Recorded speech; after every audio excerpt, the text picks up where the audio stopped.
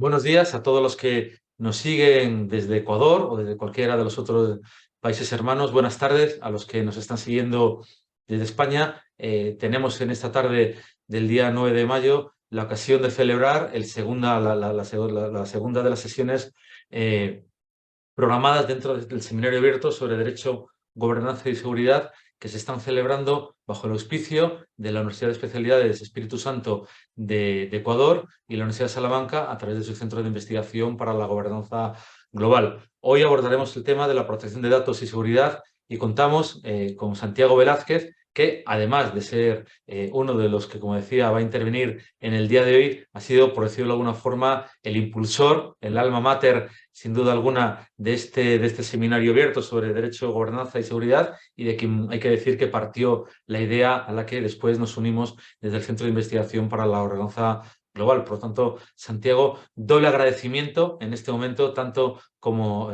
por tu intervención, como por haber tenido esta magnífica y oportuna idea de celebrar este seminario entre nuestras dos universidades. Y contamos también, por otro lado, con Ayelén Anzola, profesora, doctora también por la Universidad de Salamanca y miembro investigadora del Centro de Investigación para la Gobernanza Global. Pero por dar un perfil rápido de cada uno de ellos, mucho más formal, tengo que decir en primer lugar, Santiago es decano de la Facultad de Derecho de la Universidad de Especialidades Espíritu Santo, es presidente también de su Centro de Arbitraje y Mediación. También tenemos la honra de contarlo entre nuestro listado de doctores del programa de doctorado Estado de Derecho y Gobernanza Global y, por supuesto, acredita una amplia carrera académica, habiendo sido profesor en diversas universidades, también autor de una extensa bibliografía, formado por monografías y artículos en revistas especializadas, y además, como el buen jurista, no solo se dedica a la academia, sino también al ejercicio profesional, y en este sentido es el socio fundador del estudio jurídico Santiago Velázquez Abogados. Por tanto, para nosotros es una inmensa satisfacción y también un honor contar con la participación de Santiago Velázquez, y nuevamente le reitero nuestro agradecimiento, ese doble agradecimiento. En el caso de la profesora Ayelén Anzola, pues ya casi también la he perfilado y también estamos muy agradecidos por su presencia. Les decía que era profesora universitaria, ella es profesora investigadora en Derecho Público de la Universidad Nacional del Nordeste. Tienes ya una amplia trayectoria como docente, también, por supuesto, con una importante bibliografía compuesta por monografías y artículos en revistas especializadas, y su vinculación con la Universidad de Salamanca, de la que no nos podemos sentir más orgullosos, es por un lado por ser magíster, por haber finalizado con éxito su máster oficial en Estrategias Anticorrupción y Políticas de Integridad, y a partir de ahí, al igual que Santiago Velázquez, haber elaborado su tesis doctoral en el marco del programa de doctorado Estado de Derecho y Gobernanza Global. Por tanto, yo creo que podemos tener aquí a dos personas que alguien podría decir, bueno, ¿son personas de la casa? Sí, son personas de la casa, pero sin duda alguna son manifestación inequívoca de esa convergencia que tiene la Universidad de Salamanca con profesionales ejemplares, con académicos ejemplares que ahora mismo pues, no están en concreto en la Universidad de Salamanca, pero que sin duda alguna han desempeñado y desempeñan de manera brillante y correctísima sus funciones. Por tanto, que se hayan unido a la Universidad de Salamanca, de alguna manera, como decía también en el caso de la profesora Ayelén Anzola, en el caso de Santiago, es un completo orgullo. Por tanto, muchísimas gracias. Les decía que en la sesión de hoy van a hablar cada uno de ellos. Va a comenzar Santiago Velázquez a hablar sobre protección de datos y seguridad. Por tanto, Santiago, como decía un buen amigo, coronel del Ejército, tuyo es el avión. Adelante. Muchísimas gracias a ambos. Bien, muchísimas gracias, Pedro, por tu gentil presentación. Además, por la invitación a ti, se te agradece muy particularmente, y al Centro de Investigaciones de la Universidad de Salamanca, y desde luego pues, también a la Universidad de Salamanca como tal. Un privilegio estar en esta mañana y tarde, según el uso horario que corresponda, con las personas que en este momento nos escuchan, y no sabremos pues el uso horario que marque aquellos que luego vean la grabación, ¿no? Pero en todo caso, muy agradecido de estar aquí para hacer unas pequeñas reflexiones por un espacio que estimo alrededor de unos 20 a 25 minutos en relación al tema que se me ha asignado para estas jornadas, que son la protección de datos y la seguridad. Debemos precisar que voy a hacer un enfoque básicamente desde el punto de vista constitucional ecuatoriano y también desde el punto de vista legal ecuatoriano, como un escalón un poco inferior, desde luego, pues frente a la Constitución, pero que naturalmente pues no se contraponen en lo más mínimo, sino que se complementan. Bien, el Estado ecuatoriano es un Estado constitucional de derechos, entre otros muchos calificativos que tiene la forma de Estado que hemos adoptado. Eso pues denota o trae una serie de significaciones y consecuencias que no es en este momento pues oportuno entrar a disertar sobre aquellas, pero creo que evidencia con mucha facilidad y claridad que el centro del accionar del Estado son los derechos. Por tanto, pues cuando nosotros hablamos de cualquier tipo de situación, no podemos perder la óptica de los derechos. ¿Y qué nos señala pues la Constitución? La Constitución en su artículo 3 nos señala o nos trae una formulación de los deberes primordiales del Estado. Y o hago hincapié en que se refiere como deberes primordiales. Es decir, no son cualquier deber, sino aquellos deberes pues, que tienen un grado de exigencia mayor y que tienen una importancia, desde luego, superlativa para haber accedido a ese calificativo de primordial. Y entre esa lista del artículo 3 se señala que es deber del Estado garantizar a sus habitantes la seguridad integral. La seguridad integral. Entonces vemos que para el caso del Estado ecuatoriano, el tema que nos reúne en esta mañana y tarde, según corresponda, es medular en tanto en cuanto que la seguridad es una de las finalidades primordiales del Estado. Cuando hablamos de seguridad, hablamos en sentido pues, holístico, lo más amplio posible, pues el constituyente ha hablado o ha señalado seguridad integral. Vale o huelga decir, aunque no es materia que vamos a abordar tampoco en esta pequeña charla, que incluso tenemos nosotros consagrados como un derecho constitucional una arista de la seguridad que es la denominada seguridad jurídica. Ya no solamente como un principio, sino como un derecho consagrado explícitamente en el texto constitucional.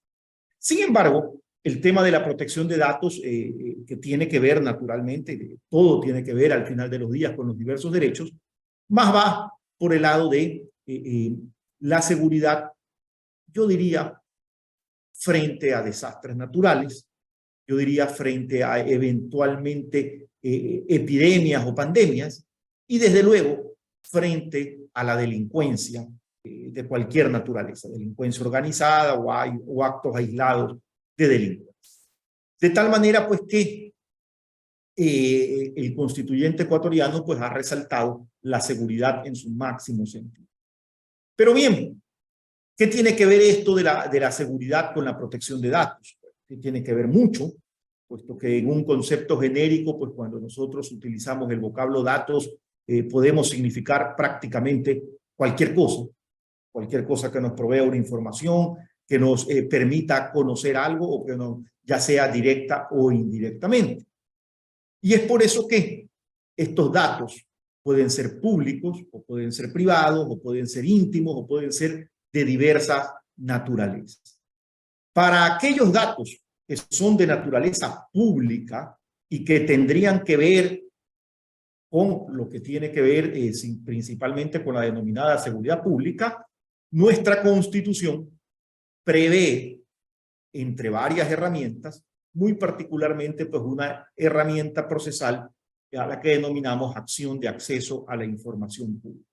Es importante tener presente la importancia que se le da al acceso a la información pública en el Ecuador, a tal punto que la acción está consagrada en la Constitución. Es una acción de rango constitucional, no es una acción de los códigos procedimentales ordinarios, sino es una acción de rango constitucional. Y esta información pública, desde luego, pues, tiene que ver con aquellas medidas, con aquellos usos de los recursos, con aquellas situaciones que el Estado, en cumplimiento de sus labores, puede llevar adelante para el tema que nos ocupa, para prevenir desastres naturales, para prevenir pandemias, para mitigar, si es que se dieran, para planificar, para formular políticas públicas y, en definitiva, para hacer realidad uno de los ejes transversales del constitucionalismo ecuatoriano, que son los derechos de participación. En el constitucionalismo ecuatoriano, pues, vemos como algo transversal la posibilidad, por diversos mecanismos, de que las personas puedan participar en la vida pública, en la cosa pública, en la adopción de decisiones, en eventualmente la revocatoria de los mandatos dados, en fiscalizar, en conocer, y para eso es necesario tener acceso a esta data pública, y en el evento de que las instituciones estatales pues no prestaren las facilidades, se negaren, la ocultaren, no la difundieren, no cumplieren con los principios que se establecen en la legislación, tenemos esta acción, reitero, de rango constitucional que se denomina acción de acceso a la información pública. Por el otro lado, tenemos también que existen datos pues, que no necesariamente en un primer momento están destinados a ser de conocimiento de todo el público, más bien aquellos datos que el Estado debe de alguna manera prever los mecanismos, las formas para que estos sean debidamente custodiados, para que se guarde la reserva, para que las personas puedan gozar en definitiva de esa esfera que constitucionalmente pues, se denomina más como esfera de intimidad, su derecho a la intimidad. Y es ahí cuando hablamos de los datos personales, los cuales también están reconocidos, me refiero a la protección de datos personales, como un derecho de rango constitucional. Entonces tenemos también una protección a nivel constitucional. Y tenemos también una herramienta de rango constitucional para lograr ello, para que no quede en un mero enunciado, sino que tenemos consagrado a ese altísimo nivel la denominada acción de habeas data. En este tema de los datos personales, podríamos decir que estamos empezando en el Ecuador a generar pronunciamientos judiciales, ¿no? El estado del tema no es tan desarrollado como en la Unión Europea. Sin embargo, como he citado, pues ya la Constitución del 2008 expresamente consagraba el derecho a la protección de datos personales y nos daba pues algunas pautas sobre el alcance de los mismos. Y con oportunidad de un caso, en la Corte Constitucional del Ecuador, en su sentencia 2064-14-EP, de un caso en el cual pues, se difundieron imágenes íntimas de una persona a través de un mensaje de WhatsApp que llegó a su destinatario. El destinatario lo almacenó en un computador y luego la cónyuge del destinatario del mensaje entró al computador, lo consiguió y bueno, en definitiva pues se difundieron los datos y en definitiva no habiendo a esa época todavía una ley de protección de datos personales, pero sí habiendo la norma constitucional y habiendo la herramienta constitucional de la habeas data, se presenta la correspondiente acción ante la Corte Constitucional y la Corte tuvo oportunidad en ese momento de desarrollar algunos conceptos importantes sobre la temática que en la parte medular me permito leer. La Corte consideró en esa sentencia, reitero, 2064-14-P21, que los datos personales e información sobre una persona, como se encuentran recogidos en la Constitución y en función de una interpretación conforme al principio pro homine, deben ser entendidos en su forma más amplia, en el sentido de toda información que haga referencia directa o indirecta a cualquier aspecto relativo a una persona o sus bienes en sus distintas esferas o dimensiones. Por lo tanto, más adelante la Corte señala que se puede desprender que el concepto de data personal y por lo tanto el objeto de protección del habeas data es amplio, ya que comprende cualquier tipo de dato que atañe a una persona, identificándola o en su defecto haciéndola identificar. Con ocasión de la misma sentencia, la Corte también tuvo la oportunidad de empezar a realizar las primeras consideraciones sobre un término que resulta pues ser clave en este tema de la protección de datos personales, como es el tratamiento de los datos personales, cuál es el alcance de la expresión tratamiento, qué se incluye, qué se excluye, qué excepciones y demás. Recordemos que a esa fecha, como he citado, existía el derecho en la Constitución, pero no existía una ley. Pero evidentemente el hecho de que no existiera ley pues no impedía la protección. De hecho, había hasta la herramienta constitucional. Y a propósito de aquello, pues la Corte, atendiendo el caso que les he comentado, mencionó, se concluye que el concepto de tratamiento de datos personales comprende un amplio espectro de actuaciones. El mismo, que lejos de ceñirse a actos taxativos, responde a una necesidad de dar pautas para identificar escenarios en los que se constituye un tratamiento de datos personales. Aquello tiene una razón de fondo. Es imposible fijar de manera exhaustiva todas las posibles acciones que componen el concepto de tratamiento de datos personales. Ello en virtud de que el desarrollo de las nuevas tecnologías y medios digitales podrían dejar por fuera acciones que sigan la misma lógica de las que ya fueron definidas con antelación. Así, en aras de salvaguardar el derecho de los datos personales, le corresponde al juez a la hora de resolver determinar caso por caso cuando se está frente al tratamiento de datos personales. Bien, meses después de que se expide esta sentencia icónica en el Ecuador, se promulga la Ley de Protección de Datos Personales. Y esta Ley de Protección de Datos Personales, en definitiva, nos define aquí sí ya expresamente el dato personal de una manera absolutamente amplia. Y nos dice que el dato personal es aquel que identifica o hace identificable a una persona natural, directa o indirecta. Por tanto, es una definición bastante amplia en el mismo sentido que ya había interpretado la Corte Constitucional. La ley recoge una serie de principios para esta temática, los mismos que son generalmente los que encontramos en otras legislaciones. Lealtad, transparencia, finalidad, pertinencia, minimización de datos personales, proporcionalidad del tratamiento, confidencialidad, calidad, conservación, seguridad, responsabilidad proactiva, aplicación favorable al titular, independencia del control y el principio de juridicidad que lo dejé expresamente para el final. A diferencia de la gran mayoría de leyes en esta materia que hablan del principio de legalidad, el legislador ecuatoriano prefirió hablar de juridicidad.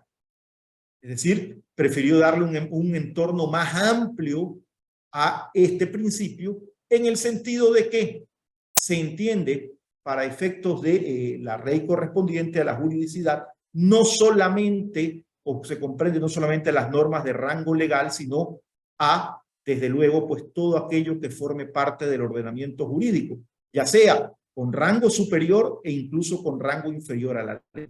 De tal manera que, ¿qué es lo que quiero destacar aquí? Al hacerlo de esta manera, el legislador permite incluir dentro de este gran concepto a las políticas públicas. ¿Y cómo encontramos o cómo enlazamos este tema? Enlazamos este tema con lo que habíamos señalado al inicio de esta charla. El deber primordial del Estado, pues desde luego, es proteger la seguridad, y estamos hablando ahorita de los datos, y entonces el Estado, a través de toda su integralidad, de todas sus funciones, tiene que caminar en este sentido. Desde luego el legislativo con las normas, con las de rango de ley, desde luego el judicial con la protección cuando lleguen los casos a su conocimiento, pero el ejecutivo también tiene una participación directa cuando formula las políticas públicas que son de cumplimiento para todo el aparataje estatal. Entonces, por eso es que es singularmente importante resaltar que nuestra ley de protección de datos personales no se quedó en el concepto tradicional del principio de legalidad, como lo hacen muchas, sino que fue y aludió al principio de juridicidad. Ahora bien, en cuanto al ámbito de aplicación material de la ley, pues es un ámbito muy amplio conforme nos ha definido la misma norma, pero yo quisiera resaltar cómo se puede enlazar esto con lo que señalé anteriormente. Recuerdan que habíamos hablado de una seguridad en el sentido holístico. Entonces, la ley de protección de datos personales excluye de su ámbito de aplicación a los datos personales, obviamente personales, no les quite ese calificativo, pero cuando el tratamiento se encuentre regulado en normativa especializado en materia de gestión de riesgos por desastres naturales. Entonces ahí estamos hablando del tema de seguridad, pero el tema de seguridad no necesariamente en la lucha contra la delincuencia, sino contra desastres naturales y también para seguridad y defensa del Estado. Seguridad y defensa del Estado. Entonces ahí vemos dos temas también importantes en cuanto pues a la temática que nos ocupa, ¿no? La seguridad en el sentido holístico y la seguridad pues incluso frente a la defensa del Estado, eventualmente hasta de agresiones internacionales. Y dice, continúa diciendo la ley, en cualquiera de estos casos deberá darse cumplimiento a los estándares internacionales en materia de derechos humanos, ¿no? Obviamente tiene que ser así.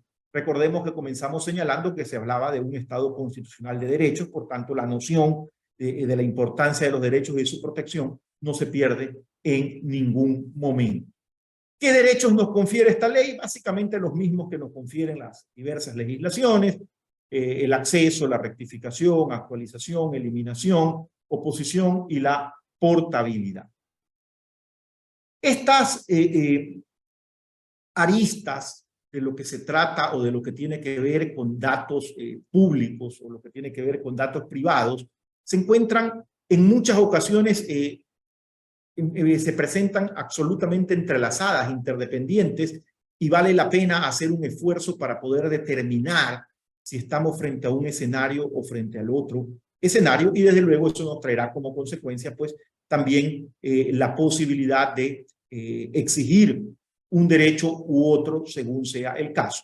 Recordemos que los dos son derechos constitucionales en el Ecuador, el acceso a la información pública y el acceso a la protección de los datos personales, y cada uno con sus propias herramientas constitucionales o acciones constitucionales. Esto que señalo se ve de manifiesto en un caso que llegó a conocimiento de la Corte Constitucional que dio lugar a la sentencia 2921 JI y acumulados con ocasión de lo que se presentó desgraciadamente pues a nivel global, por decir la pandemia del coronavirus. Llega una acción a la Corte Constitucional presentada por la Defensoría del Pueblo que básicamente, bueno, no llega directamente, pero no es un tema procesal en este momento. Lo cierto es que en su momento le llega a la Corte Constitucional y lo que se pedía por parte de la Defensoría del Pueblo es que se haga público el listado de las personas que habían recibido la vacuna, indicando nombres y apellidos, números de cédulas, edad, si pertenecen a grupos de atención prioritaria, el protocolo de la vacunación, cómo se habían llevado adelante el proceso de vacunación, y también pues cómo habían llegado, cuántas dosis de vacunas habían llegado al Ecuador, a qué precios, de qué proveedor, de qué farmacéutica y demás. ¿Por qué se pide aquí, un poco para ilustrar el tema de que se presente una acción para saber cómo se llaman los que sí se han vacunado? O sea, porque esto se lo hace cuando empezaron a llegar las primeras vacunas al Ecuador, se presenta esta acción, y se decía, se comentaba que no se había dado prioridad a los grupos de atención prioritarios, perdón la redundancia, sino que aquellas personas que habían tenido algún tipo de relación con las instituciones públicas, algún tipo de cercanía, habían sido los primeros beneficiarios de las dosis de las vacunas, y no a quienes les correspondía por tener enfermedades preexistentes o por su avanzada edad o por alguna condición de morbilidad. Entonces, era un tema de discusión amplia y se presenta esta acción, y como ustedes pueden ver ahí, claramente podría pensarse por un lado en un tema de interés público, pero por otro lado se empieza a pedir información que también puede encontrarse dentro de la protección de los datos personales. Bien, la Corte, con ocasión de la resolución de este caso, primero establece qué es la información pública, nos dice que es la que es producida por entidades públicas, la que está en poder de dichas entidades y la que ha sido generada con recursos públicos. Luego, pues, entra a hacer otras consideraciones sobre esta temática y pasa finalmente pues a las, llamémoslas, pretensiones, ¿no? Sobre la primera pretensión, la información sobre el número de vacunas que llegaron al Ecuador y el número de vacunas adquiridas contra el COVID, fácilmente pues la Corte sin mayor esfuerzo logra pues acreditar de que se trata de una información que de ninguna manera podría considerarse como confidencial, más bien es de aquella típica información pública por naturaleza y que encaja en todas las características que la Corte previamente ha definido para cuando hablamos de información pública. En cuanto al protocolo de vacunación, las consideraciones, digamos, son similares, es decir, no hay mayores acotaciones que hacer y evidentemente pues también se acepta aquello. Entra un poco más a hacer algunas consideraciones respecto al tema de la identidad de las personas, sus números de cédula, su edad, sus condiciones y demás, en las cuales podría eventualmente pues haber esta disyuntiva de si se trata de protección de datos personales o de información de interés público en ese momento. Leo algunos párrafos de la Corte para el efecto sobre el tema.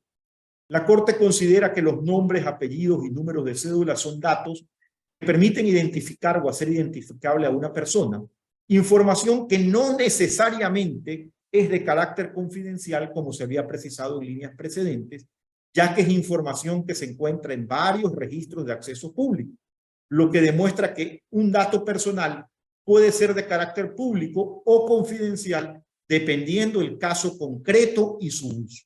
Ahí hay una afirmación o una conclusión muy importante de la Corte, puesto que el mismo dato, dependiendo de la situación y del uso, del tratamiento, ¿no verdad?, que se le vaya a dar, podría entrar dentro de la caracterización de información de acceso público o de aquella que está protegida por la intimidad. Bien, la ley precisa, dice más adelante en otro tipo de razonamientos, como regla general que para comunicar los datos personales se requiere consentimiento. La ley establece excepciones a la necesidad del consentimiento para la transferencia o comunicación de datos personales, entre ellas cuando los datos personales deban proporcionarse a autoridades administrativas o judiciales en virtud de solicitudes amparadas en competencias atribuidas en la normativa vigente. Tenga, o en otro caso, dice otra excepción, tenga por objeto el tratamiento posterior de datos con fines históricos, estadísticos o científicos, siempre y cuando dichos datos se encuentren debidamente disociados o a lo menos anonimizados, sea necesario para realizar estudios epidemiológicos de interés público. Bien, y continúa y dice más adelante, en cuanto al acceso a la información sobre los datos personales de las personas vacunadas, se podría afirmar que el gobierno, por razones científicas o epidemiológicas, al momento de ejecutar el plan de vacunación, determinó a la población en general a vacunar y los parámetros bajo los cuales las personas deben acudir a vacunarse, incluso identificando el nombre de las personas a vacunarse para establecer las circunstancias de la vacunación. Por ejemplo, determinar la priorización, fechas y lugares de vacunación. El conocer la identidad de las personas es una información necesaria para la elaboración y ejecución del plan de vacunación dentro de la política de salud. Lo que decíamos hace un rato también cuando enlazábamos las políticas públicas. Al momento de los hechos, el suministro de vacunas era muy escaso, limitado, y el acceso a las vacunas era excepcional. La inoculación debió hacerse exclusivamente a las personas definidas previamente y sin discriminación. Los nombres de los beneficiarios eran necesarios para determinar en concreto si fueron destinadas en función de la mortalidad, del grado de exposición con el virus y el riesgo de contagio que tenían ciertas personas sobre otras en función de sus actividades profesionales. Por todas estas razones, la Corte considera que la entrega de información de datos personales vinculados a la vacunación no vulnera los derechos de confidencialidad, privacidad e intimidad de las personas vacunadas y que en consecuencia la falta de entrega de la información solicitada viola el derecho de acceso a la información pública de las personas que habitamos en el país. Bien, recapitulando, los datos juegan sin lugar a duda, y más aún en estos momentos que tenemos pues diversas herramientas tecnológicas, un rol primordial para la planificación de toda la actividad estatal en sus diversas esferas. Es a partir de aquellos que pueden planificar y generarse las políticas públicas, la generación de de los presupuestos correspondientes, el Plan Nacional de Desarrollo, y decir todas las herramientas de una u otra forma para que el Estado cumpla con sus finalidades. Y dentro de estas finalidades está el cumplir los derechos. Y dentro de los derechos, a pesar de que todos tienen el mismo valor, se ha señalado explícitamente para resaltarlo por el constituyente ecuatoriano que es un deber primordial del Estado garantizar a sus habitantes la seguridad íntegra. Bueno, les agradezco por este espacio y en su momento pues presto a responder cualquier inquietud. Gracias. Muchísimas gracias, Santiago. Muy interesante. La verdad que esa aplicación, esa lección del principio de juridicidad me ha resultado muy interesante. Y luego, si no hay más preguntas, si no hay ninguna, vamos, habrá preguntas, pero si no, tengo yo al menos un par de preguntas que me han suscitado tu brillante y magnífica intervención. Bien, pasamos entonces a Yelén Anzola, que nos dará su visión sobre el tema de protección de datos y seguridad. Muchas gracias, Yelén, cuando tú quieras. Por favor, muchas gracias a vos por esta presentación tan cálida.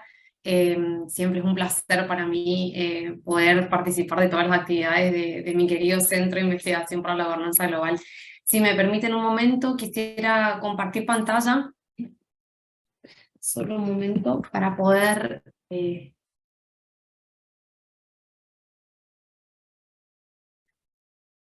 preparé una presentación de PowerPoint. Perfecto. ¿Me escuchan? Sí, sí escuchamos, compañero. Hola. Sí, sí se escucha. Hola. ¿Se escucha, Yelén? Sí. Sí, me está.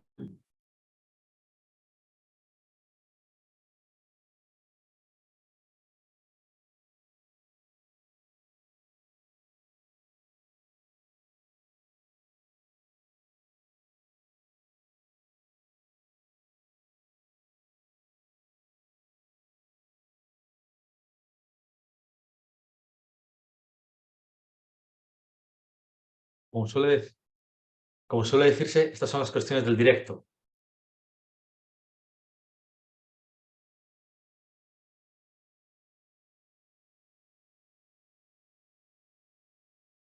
Pues mientras Ayelen consigue resolver esos problemas con la presentación.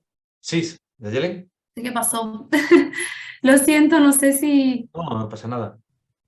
no les importa, me desconecto y me vuelvo a conectar, por favor. Sí, y le voy haciendo una pregunta a Santiago. Perfecto. Estupendamente. Pues mientras Ayelen soluciona sus problemas técnicos, Santiago, ya aprovechamos estos pequeños minutos. Una cuestión de detalle, luego hablamos sobre la juridicidad. Apuntabas que la ley ecuatoriana se refería dentro del ámbito subjetivo a personas naturales. ¿No se contemplan las personas jurídicas como posibles sujetos de protección? Claro, las personas jurídicas pueden ser sujetos de protección, pero la ley no está destinada hacia ellos. Vale. Es decir, pero de que pueden ser, por ejemplo, todo lo que tenga que ver con el honor, la reputación de las personas jurídicas y demás, sí está protegido en la legislación ecuatoriana. No concretamente en esta norma específica, pero sí en la legislación. De acuerdo, muchas gracias, Santiago. Sí, Ayelen, como tú quieras. Gracias. Un momento solamente que no me permite, no sé por qué me bloquea el sonido. Lo siento por la demora. Creo que ahora no los puedo ver.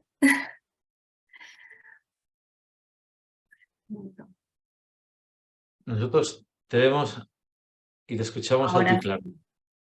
Ahora sí, perfecto. Disculpen ustedes. Bueno, no tengo habilitada la función de compartir pantalla, no importa. Si no les importa, voy a continuar. En todo caso, si algún participante quisiera luego que les comparta la presentación, lo puedo hacer sin problema. ¿Sí?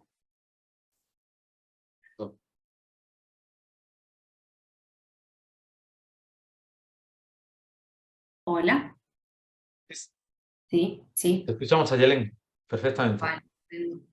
Bueno, entonces voy a comenzar. con la presentación sin presentación. Bueno, buenas tardes a todos o buenos días en función del punto geográfico en el que se encuentren. Me gustaría en primer lugar agradecer al Centro de Investigación para la Gobernanza Global y a la Universidad Espíritu Santo por brindarme la oportunidad de participar en este seminario abierto sobre Derecho, Gobernanza y Seguridad, en el que voy a tener la enorme posibilidad de hablar sobre la protección de datos y seguridad junto al doctor Santiago Velázquez. Bueno, como han dicho en la presentación, me llamo Yelena Anzola, y bueno, como punto obligado de inicio, debemos destacar que al hablar de protección de datos, tenemos que contextualizar el tratamiento de la información en una sociedad de riesgo. Como podemos apreciar en nuestro entorno, la evolución de las tecnologías de la información y de la comunicación han generado cambios de manera rápida y también muy profunda en la sociedad.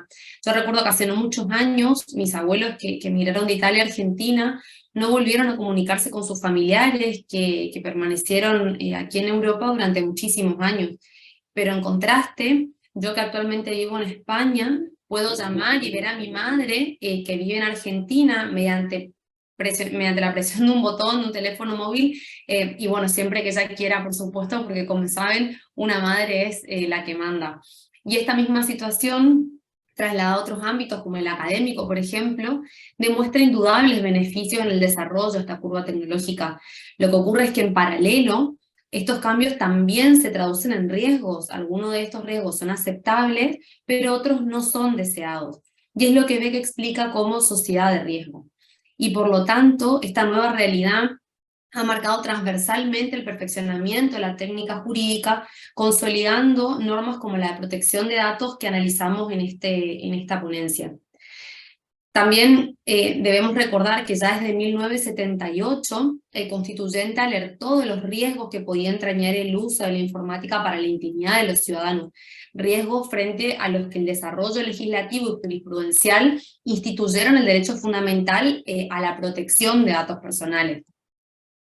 Dicho esto, es preciso identificar qué entendemos como datos personales. Sí, el artículo 4.1 del Reglamento General de Protección de Datos los define como toda información sobre una persona física identificada o identificable a la que conoceremos como el interesado, y en consecuencia se considera persona física identificable toda persona cuya identidad pueda determinarse directa o indirectamente, en particular mediante un identificador como por ejemplo un nombre, un número de identificación, datos de localización, un identificador en línea, uno o varios elementos propios de la identidad física, fisiológica, genética, psíquica, económica, cultural o social de dicha persona.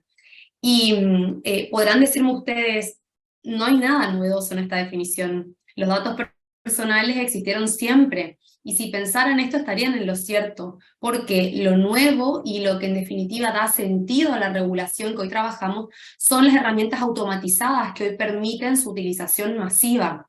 Cuanto más se perfeccionan estas herramientas, más evidente resulta la necesidad de proteger a los titulares de los datos y también de dotarlos de control sobre los mismos. El artículo 5.1a del Reglamento General de Protección de Datos impone que los datos personales sean tratados de manera lícita, leal y transparente en relación con el interesado. En este sentido, el considerando 39 del texto delimita su alcance cuando afirma que para las personas físicas debe quedar totalmente claro que se están recogiendo, utilizando, consultando o tratando de otra manera datos personales que le conciernen, así como la medida en que dichos datos son o serán tratados. De este modo, este principio vemos que se desdobla en dos elementos esenciales. Por una parte, el tratamiento de los datos personales debe estar basado en una causa lícita, y por otra, debe ser claro o transparente para el interesado que ha de conocer la existencia del tratamiento y los restantes extremos relacionados con el mismo. Bueno, En pocas palabras, lo que se pretende con esto, con esta regulación, es brindar seguridad a los interesados en el tratamiento de sus datos personales. Y de esta forma podemos decir que se introduce un nuevo concepto que es el de seguridad. Si el riesgo puede definirse como la probabilidad de que una amenaza se materialice aprovechando una vulnerabilidad y causando un daño físico, moral o material a los interesados, la seguridad hace referencia a una situación en la que tras la aplicación de un conjunto de medidas de carácter técnico, jurídicas y también organizativas, el riesgo se encuentra situado en niveles aceptables según el valor del bien que se está protegiendo. Por tanto, el objetivo no debe ser la anulación del riesgo, sino su minimización hasta un nivel aceptable. Y es importante destacar que esta seguridad de la información se sustenta sobre 3 principios básicos: la confidencialidad, la integridad y la disponibilidad. Se trata de 3 principios que deben ser considerados de forma conjunta a la hora de determinar las medidas de seguridad aplicables, tal y como exige de forma expresa el artículo 5F5 y 32 del Reglamento General de Protección de Datos. En la presentación de PowerPoint que había preparado, había escrito estos 3 principios y a cada uno de ellos sobre cada uno de ellos había establecido un requisito y amenazas posibles. Y si me permiten, se los voy a leer para que no me quede esta parte de la presentación sin tratar. El primero sí. Perdón, no, disculpa la interrupción, por favor. Es que me informan que técnicamente ya puedes presentarla, a hacer la presentación. Disculpa. Por si Vale. intentar una vez más. Disculpa No es problema, es que mi ordenador no sé qué inconveniente tiene, que cuando quiero compartir me corta el audio, así que si no tienen problema lo leo y si les parece luego les paso la presentación. Perfecto, gracias, disculpa. ¿Sí? Así la tienen. No, por favor, muchas gracias por avisarme.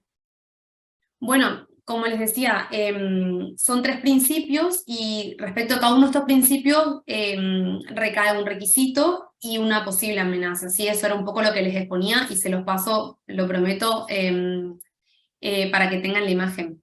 Bueno, el primero de ellos dijimos que es la confidencialidad, y la confidencialidad como requisito implica que la información no debe ser revelada accidental o voluntariamente a personas que no estén autorizadas. Sí, por ejemplo, una amenaza que atañe a la confidencialidad puede ser la fuga de información derivada, por ejemplo, de la pérdida de un soporte, como puede ser un ordenador o un móvil que pertenece a la empresa o al responsable del tratamiento de datos. El segundo principio es la integridad y supone que la información no puede sufrir modificaciones no consentidas. Por ejemplo, un ataque a la integridad podría derivar de justamente un ataque informático, valga la redundancia, que provoque la modificación de la información. Y la disponibilidad implica que la información debe resultar accesible para las personas autorizadas, ¿sí? Y esto puede producirse por un corte de suministro eléctrico, por la falta de acceso temporal, por diversas causas ambientales, se me ocurrió, ¿sí? Puede ser una de ellas. Y bueno, dicho esto, quisiera detenerme un momento para hablarles sobre algunos datos de nuestro entorno que nos permiten entender la importancia de considerar la ciberseguridad como un elemento clave, no solamente para cumplir con el reglamento que comentaba antes, sino también para poder asegurar el desarrollo de la actividad diaria de las organizaciones. Como podemos imaginar, una consecuencia del desarrollo de la sociedad de la información es que cada día más tratamientos tienen lugar en el ciberespacio. Y a propósito de esto, encontré que el INCIBE detectó en el año 2021 más de 109.000 incidentes de seguridad en España relacionados con ataques informáticos, de los cuales 21.946 se relacionaban con la detección de nuevas vulnerabilidades. Es importante considerar que no son amenazas que se cierran exclusivamente sobre grandes empresas o solo sobre sectores estratégicos. Cada vez con más frecuencia, pequeñas y medianas empresas se convierten en objetivo de ciberataque, y esto ocurre en gran medida o se debe en gran medida a la menor robustez de las medidas de seguridad que se implantan en el seno de estas organizaciones.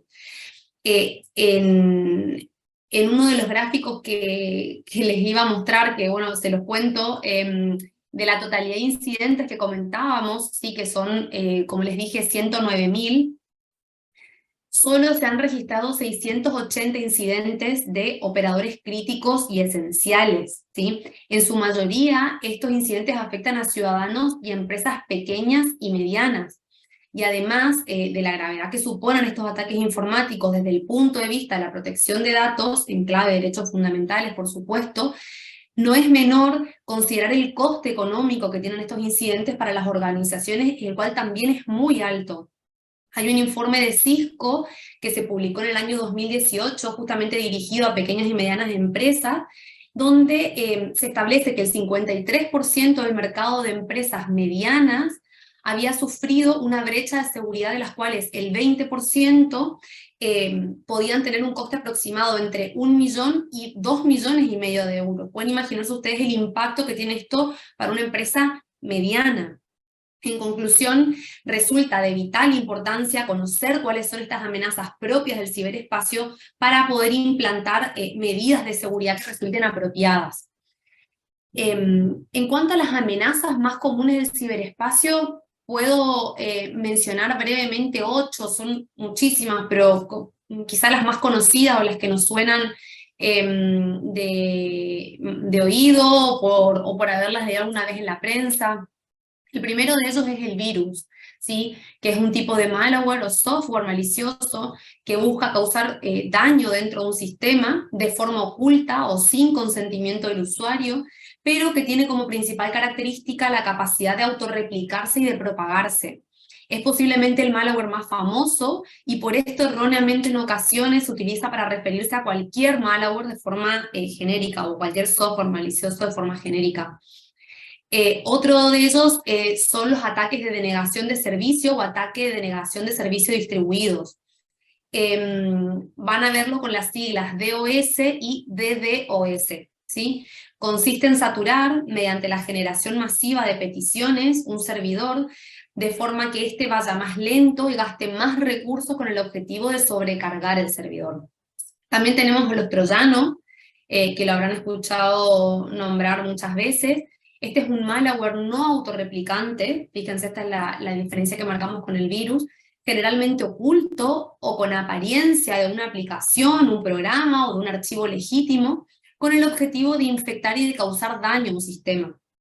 También tenemos con la amenaza conocida como backdoor, que hace referencia a la alteración de un sistema, ya sea por un troyano, por su propia configuración o por otro medio, y permite al atacante acceder de forma remota y ejecutar una acción no autorizada.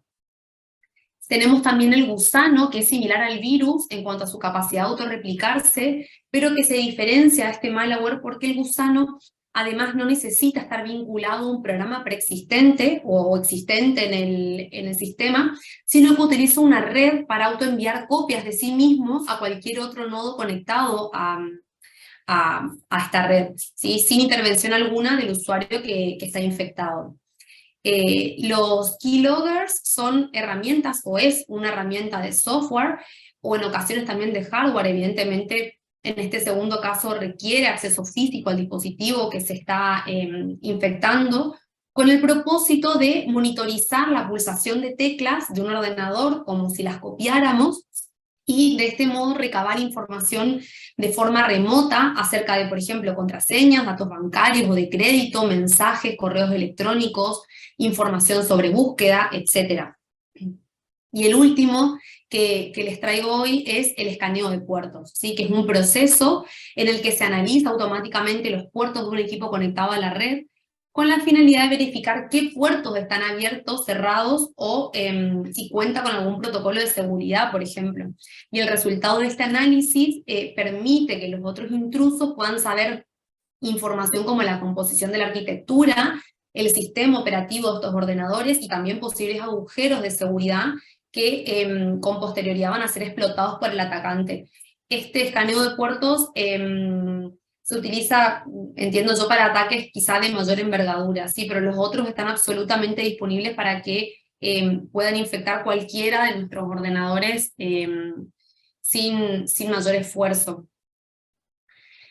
Y bueno, por supuesto muy relacionado a estas amenazas es el concepto de violación de seguridad de datos personales.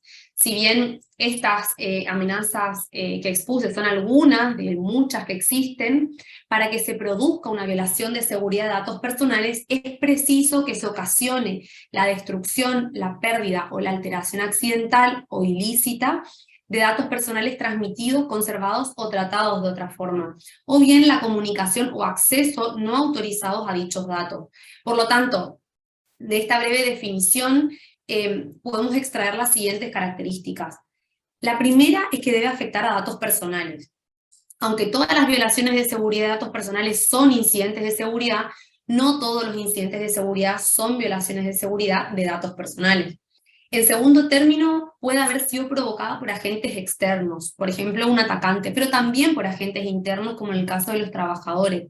Y a su vez, esta violación puede provocarse de forma voluntaria, cuando por ejemplo ocurre un ataque de seguridad como los que mencionaba antes, o también involuntaria, que es cuando se produce, supongamos, un ordenador de la empresa y se filtran datos personales que este ordenador contenía. Y el último es que debe comprometer la confidencialidad, la integridad de los datos personales o suponer su pérdida, que es la disponibilidad, ¿sí? Recordemos los 3 principios que mencionaba antes.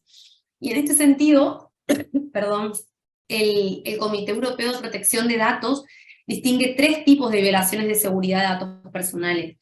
El primero, el primer tipo o la primera especie son las brechas de confidencialidad, que son las revelaciones o el acceso a datos personales no autorizados o accidentales, las brechas de integridad, entendidas como la alteración de datos personales no autorizados o accidental, y la brecha de disponibilidad, que supone la pérdida de datos personales o de la capacidad o disponibilidad de acceso a los mismos no autorizada o accidental. Y bueno, llegados a este punto, es casi lógico preguntarnos, bueno, perfecto, tenemos las amenazas, ¿de qué forma diseñamos medidas de seguridad para prevenirlas? Antes, el Reglamento de Seguridad de Ficheros Automatizados de Datos de Carácter Personal establecía 3 niveles de seguridad, alto, medio y también básico. Y estos niveles se establecían en función del tipo de datos tratados y se concretaba también de forma detallada y exhaustiva un conjunto de medidas de seguridad que debía aplicarse para cada nivel. Hoy se ha abandonado este esquema y el reglamento ha adoptado una perspectiva de risk approach o aproximación a riesgos, lo que significa que ni el reglamento ni la ley orgánica en materia de protección de datos española concretan cuáles son las medidas de seguridad que deben aplicarse. Lo que hace el artículo 32 del reglamento es sencillamente, entre comillas, fijar un objetivo cuando dice que las medidas de seguridad deben ser apropiadas para garantizar un nivel de seguridad adecuado al riesgo, y establecer qué aspectos o qué parámetros se deben considerar a la hora de determinar el nivel de seguridad. Estos aspectos son, por un lado, el estado de la técnica y los costes de la aplicación, la naturaleza, alcance, contexto y fines de este tratamiento, y el impacto que para los derechos y las libertades de las personas físicas pueda tener la materialización del riesgo y la probabilidad de que esto ocurra. Tomando como referencia la guía práctica de análisis de riesgos en los tratamientos de datos personales sujetos al Reglamento General de Protección de Datos, ¿sí? Guía que fue publicada por la Agencia Española de Protección de Datos, y también en base a la normativa ISO 31000, la gestión de riesgos que el artículo 32 del reglamento obliga a realizar, podemos decir que se divide en 3 fases. La primera de ellas consiste en identificar amenazas, las cuales se vertebran a su vez sobre los 3 principios de seguridad de la información antes vistos. Esto es la confidencialidad, cuya amenaza era el acceso ilícito a los datos, la integridad con su correspondiente amenaza de modificación no autorizada, y la disponibilidad que se presenta frente a la amenaza de supresión de datos.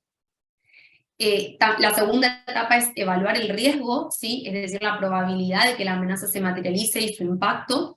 Y en tercer lugar, tratar los riesgos. Se trata en este último caso de estudiar cuáles son las medidas a aplicar para reducir la probabilidad de que la amenaza se materialice o que se produzca un impacto sobre los derechos o las libertades de la persona interesada.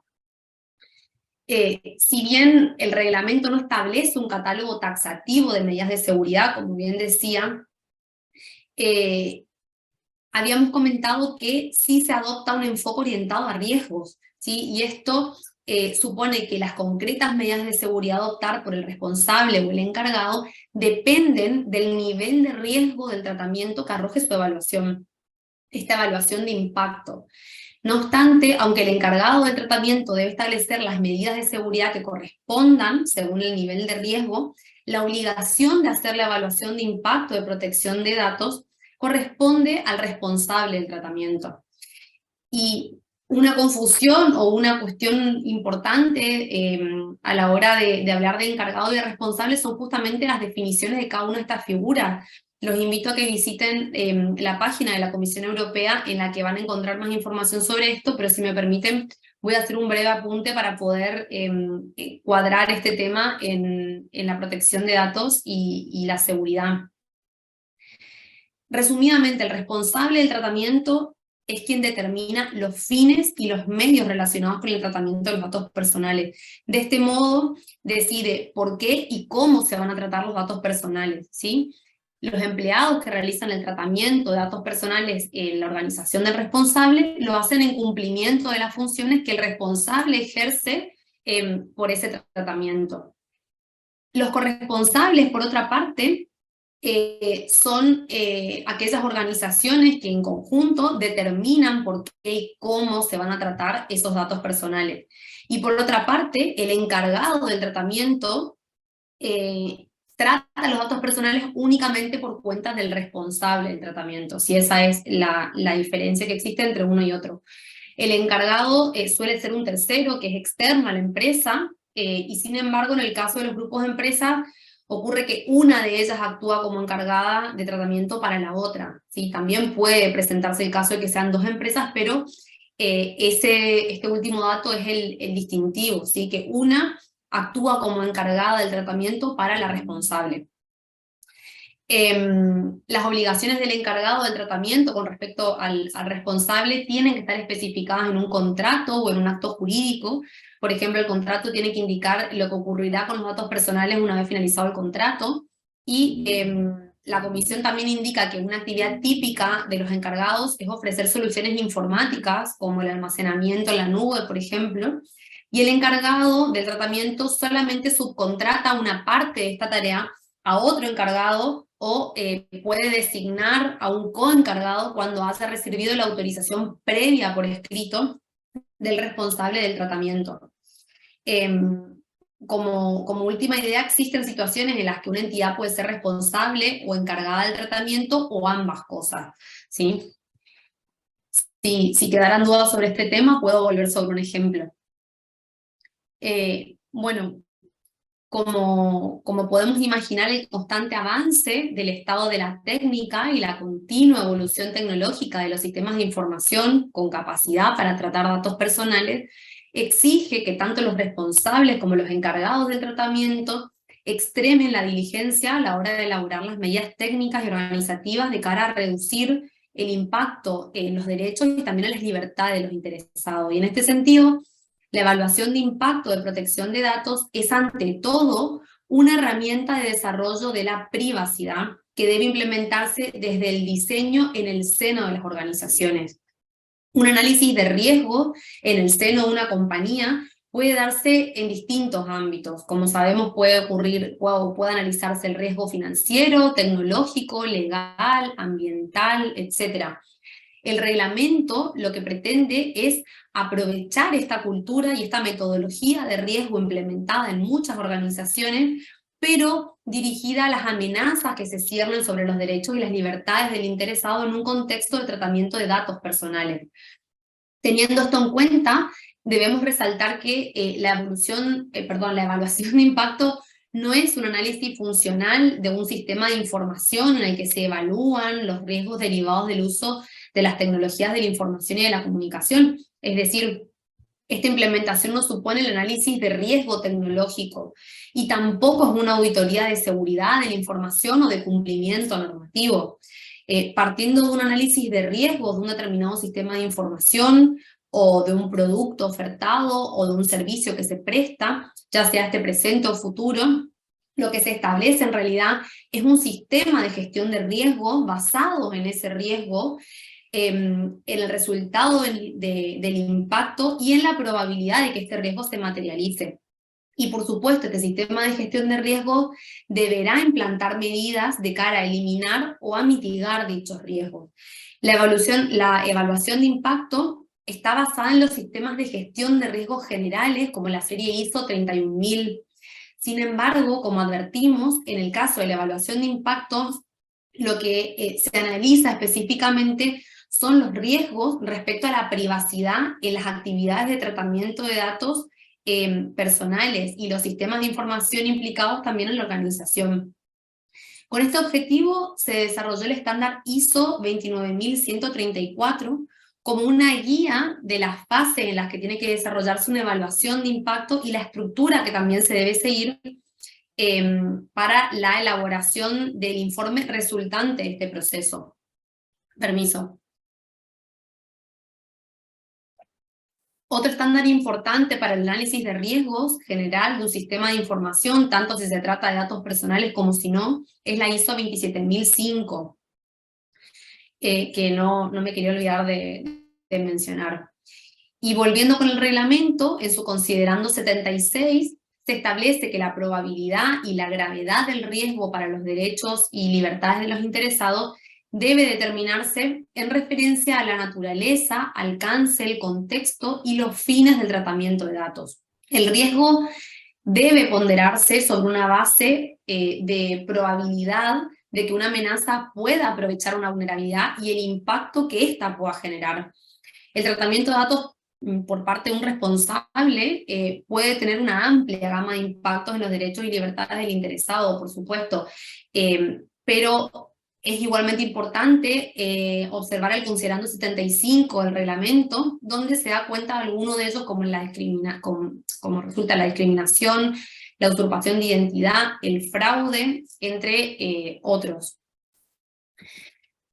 Y siguiendo con la evaluación de impacto, algunos aspectos más, en algunos casos se exige esta con carácter obligatorio y en otras no. En este sentido, el considerando 84 del reglamento establece que a fin de mejorar su cumplimiento, en aquellos casos en los que sea probable que las operaciones de tratamiento entrañen un alto riesgo para los derechos y para las libertades de las personas físicas, debe recaer sobre el responsable del tratamiento la realización de una evaluación de impacto relativa a la protección de datos, que en particular evalúe el origen, la naturaleza, la particularidad y también la gravedad de dicho riesgo. Como resulta lógico, el resultado de la evaluación debe tenerse en cuenta cuando se decidan las medidas adecuadas que deban tomarse, y en este sentido, la evaluación de impacto será obligatoria en el momento en el que sea probable que una operación de tratamiento entrañe un alto riesgo para los derechos y libertades de las personas físicas. Además, el apartado 3 del artículo... perdón un momento. Pedro, no sé si se cortó. Era simplemente porque tienes que ir terminando, Yelén, disculpa. No hay problemas. Gracias. Bueno, entonces dije que sería obligatoria en el momento en el que sea probable que una operación de tratamiento entrañe un alto riesgo para los derechos y las libertades de personas físicas. Bueno,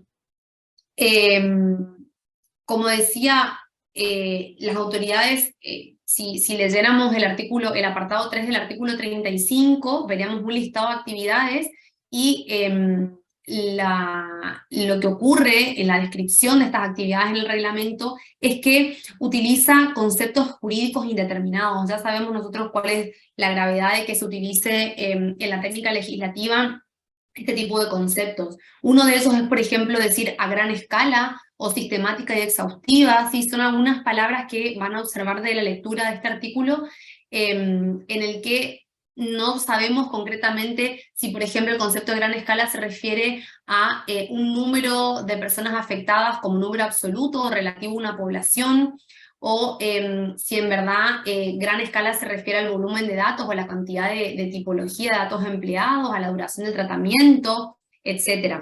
Es por eso que las autoridades de control tienen un mandato en el apartado 5 del artículo 35 que consiste en elaborar una lista tasada de actividades de tratamiento en las que sea obligatoria la elaboración de la evaluación de impacto. Y de manera potestativa, estas mismas autoridades de control pueden elaborar listas con las tipologías de operaciones de tratamiento que no precisan evaluación de impacto. Muy bien. Bueno, en cuanto a la metodología e informe, la evaluación de impacto se puede realizar siguiendo distintos métodos y herramientas, y la norma europea ni la española establece una preferencia o la obligatoriedad de que se lleve adelante siguiendo una determinada metodología o sistema. No obstante, la organización ISO tiene publicado un estándar dedicado a la realización de evaluaciones de impacto en materia de protección de datos, y este documento es el ISO 29134 sobre tecnologías de la información y guías para la evaluación de impacto en la protección de los datos, ¿sí? Bueno, por último, hacer mención al sistema de infracciones y sanciones por la falta de aplicación de medidas de seguridad. Si se diera un incumplimiento del artículo 32 del reglamento, cuando las medidas de seguridad implantadas sean insuficientes para situar la probabilidad de que se materialice un riesgo sobre alguno de los tres principios en umbrales adecuados, o también se dará un incumplimiento cuando no se logre garantizar la capacidad de respuesta de la organización ante incidentes de seguridad.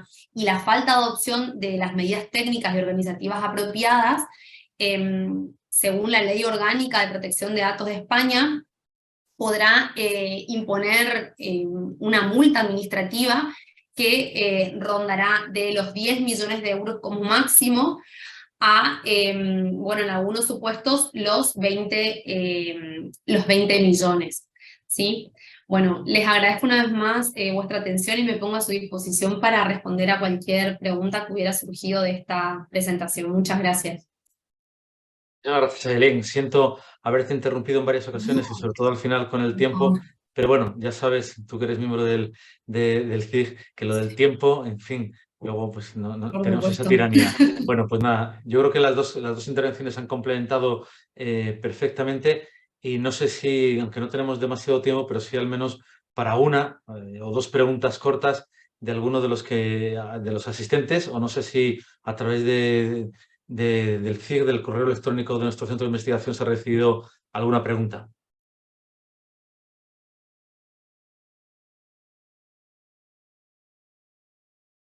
Bueno, parece que está todo claro. Bueno, entonces yo no me resisto, si no hay nadie, en fin, que quiera hacer una pregunta, vuelvo a preguntar, vuelvo a plantearlo. Bueno, yo no me resisto a hacerle una pregunta a cada uno de los intervinientes, una pregunta muy amplia, para que me la respondan. Ya sé que puede dar incluso para un curso monográfico, pero le preguntaría a Santiago y también a Ayelén si, en su opinión, tanto por supuesto desde la perspectiva ecuatoriana o desde la perspectiva más europea de Ayelén, si ellos entienden que estamos bien protegidos, si actualmente existe un equilibrio entre el desarrollo del Estado, de la ciencia y de la técnica que apuntaba Ayelén y la respuesta jurídica que actualmente pueden darnos los bloques normativos. Sé que es una pregunta que, bueno, uno se puede extender, pero bueno, la impresión de dos especialistas o de dos personas estudiosas de la materia.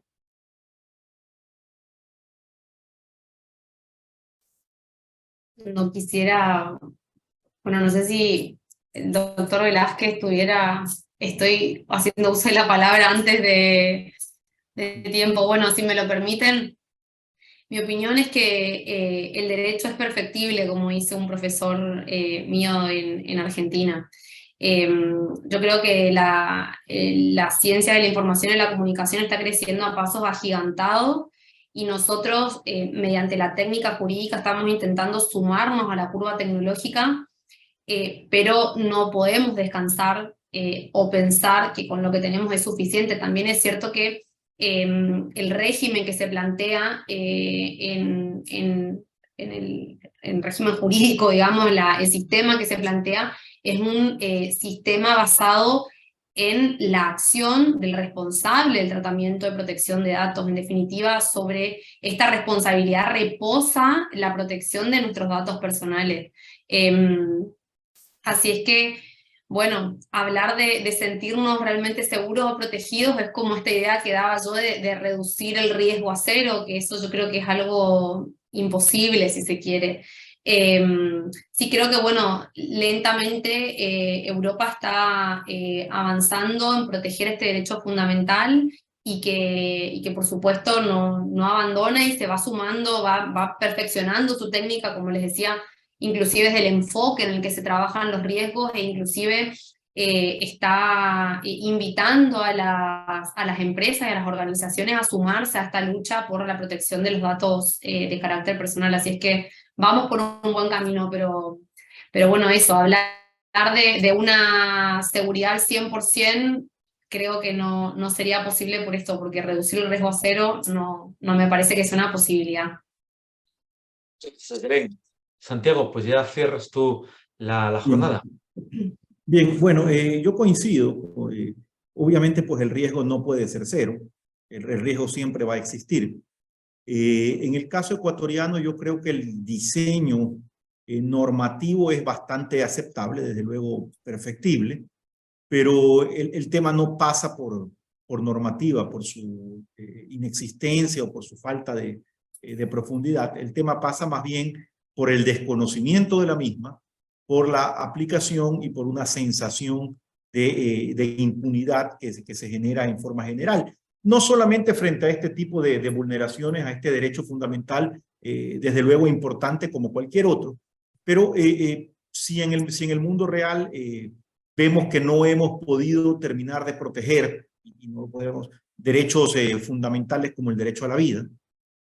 En el caso ecuatoriano, pues pasamos por una situación complicada con el aumento de casos de homicidios, este tipo de circunstancias. Entonces, pensar que otro tipo de vulneraciones no se van a producir, a seguir produciéndose, pues es un poco infantil creer aquello. Pero, reitero, el tema no está por la falta de marco normativo, no está por la inexistencia. Tal es así que, como yo decía, la legislación ha referido el principio de juridicidad y expresamente cuando lo trata de definir, alude a la jurisprudencia, es decir, ¿qué es lo que ha buscado? En definitiva, tratar de actualizarse lo más rápido posible, no estar buscando que haya una reforma legal que siempre tiene que pasar por los parlamentos, que es negociación política y demás, sino en esta temática aplicar la totalidad del ordenamiento jurídico y desde luego, pues si la jurisprudencia es una fuente del derecho, pues tiene un rol absolutamente protagónico en esta temática. Entonces, riesgos ceros no habrá. De otra parte, pues si hubiera riesgo cero en general en la protección de derechos, prácticamente los abogados no tendríamos trabajo, hablo en general. Entonces, pero cosas que corregir sin duda, pero yo me enfocaría en el caso ecuatoriano más en la difusión y en la aplicación más que en la inexistencia o errores del marco normativo. Excelente, muchísimas gracias. Yo creo que nos queda a todos muy claro. La verdad que es una pena que no tengamos más tiempo porque yo estoy seguro que, en fin, al menos a mí me surgen todavía algunas dudas, pero bueno, tendremos ocasión de plantearlas. De nuevo, muchísimas gracias a todos, profesor Santiago Velázquez, profesora Ayelen Anzola, por su participación tan brillante y tan interesante. Muchísimas gracias a todos los que se han conectado en directo, que tengan muy buen día. Los que ya han comenzado ahora el día, muy buenas tardes a los que se han conectado ahora por la tarde y a los que nos hayan seguido después en otro momento también, que tengan un buen momento. Simplemente indicarles que, de nuevo, el próximo martes, día 16, tendremos otra sesión del seminario y apuntarles solo una pequeña modificación. El próximo martes, que será el tema que abordaremos, sería la guerra Rusia-Ucrania, impacto global, que además vamos a tener el honor de que participe el rector de la Universidad de Especialidades Espíritu Santo, don Joaquín Hernández Alvarado, por parte de la UES, como decía, por parte del Centro de Investigación iba a participar el investigador Manuel López Zuazo, pero como consecuencia de una contingencia no puede participar, pero será sustituido por otro gran especialista en la materia, que es el profesor Andrés de Castro, su director del Instituto Gutiérrez Mellado de la Universidad Nacional de Educación a Distancia. Les vuelvo a emplazar entonces para el día 16, que también será, espero que un tema de interés, que genere debate y genere, como nunca mejor dicho, conocimiento académico. Le reitero, muchísimas gracias, Santiago, muchísimas gracias, Ayelén, muchísimas gracias a todos. Buenos días y buenas tardes. Buenos días y buenas tardes. Un gusto. Nos vemos pronto. Hasta luego, buenos días y buenas tardes. Muchas gracias.